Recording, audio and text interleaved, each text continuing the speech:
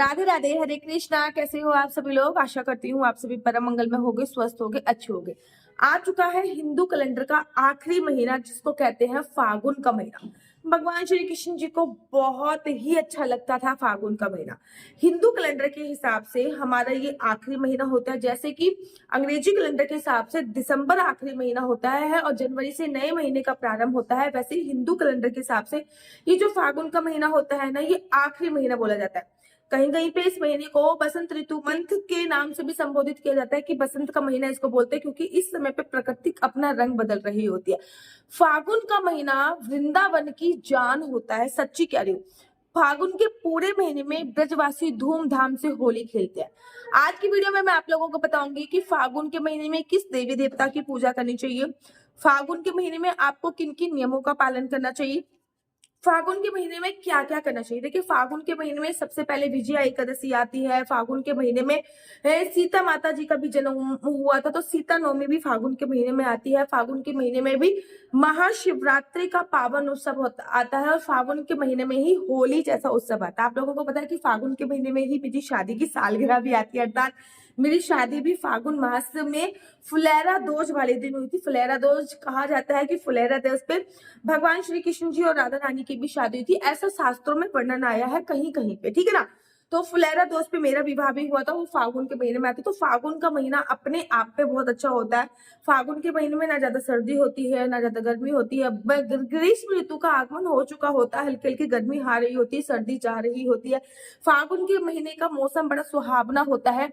चारों तरफ जो होता है ना, एक अलग ही एनर्जी होती है। प्रकृति अपना रंग बदल रही होती है, पेड़ पौधे की पत्तियां झड़ रही होती है, नई नई जो पत्तियां होती हैं वो आ रही होती है। फागुन का महीना अपने आप में बहुत बहुत ज्यादा स्पेशल होता है। फागुन के महीने में कहते हैं चंद्रमा जी का जन्म भी फागुन के महीने में हुआ था, इसलिए फागुन के महीने में चांद की पूजा अर्चना वंदना करने का विशेष महत्व होता है। देखिए, जिनका भी जन्म 2 तारीख को हुआ है, जिनका भी जन्म 29 को हुआ है, जिनका भी जन्म 20 तारीख को हुआ है, ये सभी लोग प्रेजेंट करते हैं चंद्रमा से, ठीक है ना। आप लोग सभी लोग चंद्रमा के अंडर आते हैं, अर्थात 2 तारीख की किसी भी महीने में आपका जन्म हुआ है, या फिर ज्योतिष शास्त्र के अनुसार आपकी कुंडली में अगर चंद्रमा की दृष्टि कमजोर है, या फिर अगर मैं सिम्टम्स बताऊं कि अगर आपको बहुत ज्यादा एंजाइटी होती है, डर लगता है किसी भी चीज का, तो आपको चंद्रमा की पूजा अर्चना बना करिए। अगर आपकी कुंडली में चंद्रमा स्ट्रांग हो गया ना, तो मेरी गारंटी है कि आपकी इमोशंस ही खत्म हो जाएगी। मतलब किसी चीज की टेंशन, कोई दुनिया क्या कह रही है, भाड़ में जाए। कुंडली में चंद्रमा का कमजोर होने से आप बहुत ज्यादा अवसादवाद के शिकार हो जाते हो, एंजाइटी, एक ही चीज के ऊपर बार बार सोचना। इसलिए फागुन के महीना विशेष हितकारी होता है चंद्रमा की पूजा अर्चना बंधन पर। कहते हैं फागुन के महीने में बिना व्रत करे, ठीक है ना, पूर्णमासी का व्रत तो कर सकते हैं, बिना व्रत करे अगर आप फागुन के पूरे महीने, केवल महिलाएं उन 5 दिनों को छोड़ के जब वो पीरियड्स में होती है, बाकी फागुन के पूरे महीने अगर महिलाएं चंद्रमा को अर्घ देती हैं तो बहुत ज्यादा उत्तम, अति उत्तम उनका चंद्रमा हो जाता है। उनके चेहरे का मुख बहुत तेज तीव्रता से होता है, तीव्र चेहरे का मुख जो होता है वो तेज होता है। उनमें अगर किसी भी प्रकार की घबराहट है, बीपी हाई की प्रॉब्लम है, किसी भी प्रकार की कोई स्ट्रेस लेवल की प्रॉब्लम है, कोई डर रहता है, हमेशा किसी ना किसी का डर सता रहा है, चिंता बहुत ज्यादा होती है, तो ये सभी सिम्टम्स चंद्रमा की पूजा अर्चना वंदना करने से खत्म हो जाते हैं। तो आपको कुछ नहीं करना, सिंपल एक लोटा लेना है। तांबे का लोटा भी ले सकते हैं, बेसिकली मैं स्टील का लोटा प्रेफर करूंगी। उस लोटे में आपको जल भर लेना है। जल भरने के बाद उसमें थोड़े से चावल डालिए, दूध डालिए और थोड़ा सा 1-2 चम्मच या फिर 1-2 दाना मिश्री का भी डाल दीजिए और जाके चंद्रमा को अर्घ देके आ जाइए। चंद्रमा को अर्घ देते हुए ओम शोम सोमाय नमः, ओम शोम सोमाय नमः का जाप कीजिए और वहीं पे खड़े होकर चंद्रमा को अर्घ देने के बाद उसी स्थान पे, यहाँ पे चंद्रमा को अर्घ दिया, वहीं पे खड़े होकर हाथ जोड़ के चंद्रमा की 7 परिक्रमा भी आप लोग कर लीजिए। जब आप चंद्रमा की 7 परिक्रमा करेंगे ना, तब वहीं पे खड़े होके चंद्रमा की आपको 7 परिक्रमा करनी है। और वो जो लोटा है उसमें जैसे कि थोड़े से लोटे में 1-2 बूंद पानी बच जाता है, उसमें अपना हाथ डालना है, अपनी आंखों पे लगाना है, अपने सिर पे लगाना है और वापस घर पे आ जाना। केवल इतना सा नियम है, इतना सा उपाय है।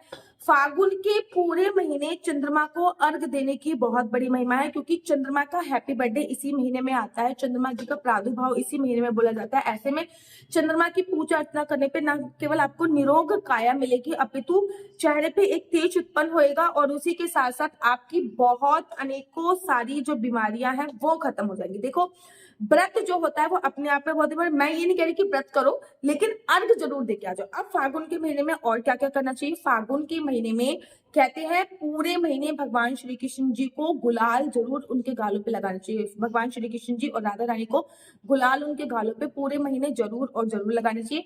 फागुन के महीने पे भोले बाबा की पूजा अर्चना वंदना करने का विशेष प्रावधान होता है। कहते हैं शिवलिंग की जो उत्पत्ति हुई थी ना, वो भी फागुन के महीने में हुई थी, और भगवान बाबा जी का विवाह भी फागुन के महीने में हुआ था। मतलब शिवलिंग की उत्पत्ति भी फागुन के महीने में हुई थी और भोले बाबा जी का विवाह भी फागुन के महीने में हुआ था।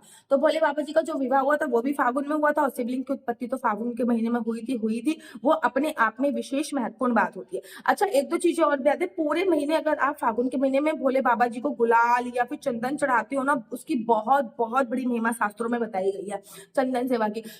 इस पूरे फागुन के महीने में अगर आप लोग एकादशी का व्रत रखते हो, इसमें 2 एकादशी आती है, तो आपको किसी भी क्षेत्र में असफलता का सामना नहीं करना पड़ेगा। हर क्षेत्र में आप सफल होगे। फागुन के महीने की इतनी बड़ी महिमा शास्त्रों में बोली गई है। फागुन के महीने में आपको चने का सेवन नहीं करना होता। चने श्रीधाम वृंदावन में जब छोटी होली बनाई जाती है, तो होली का जब दहन होता है, छोटी होली मतलब होली का दहन होता है, तो उसमें ना चने रोस्ट किए जाते हैं। मतलब चने की जो खेती होती है वो भूनी जाती है। फागुन के महीने में चने की नई खेती आती है और उसको होली पर भून कर ही उसका सेवन किया जाता है। कहते हैं कि फागुन के महीने में चने के सेवन से आप अपना काल के ग्रास बनते हैं, अर्थात आप की शरीर में अनेकों बीमारियां उत्पन्न हो जाती हैं। इसलिए फागुन के महीने में काला चने का जो सेवन होता है उस सेवन से बचना चाहिए। फागुन के महीने की विशेष महत्वता होती है। फागुन के महीने में आप लोगों को कुछ कुछ बातों का और ध्यान रखना है। फागुन के महीने में आप लोगों को बिल्कुल भी ब्लैक कलर के कपड़े नहीं पहने। चंद्रमा की पूजा अर्चना वंदना करनी है जितना ज्यादा हो सके। चंद्रमा के मंत्रों का जाप करना है। चंद्रमा को अर्घ देना है। चने का सेवन नहीं करना। भगवान शिव की पूजा अर्चना वंदना करनी है, क्योंकि शिवलिंग की उत्पत्ति ही इसी महीने में हुई थी।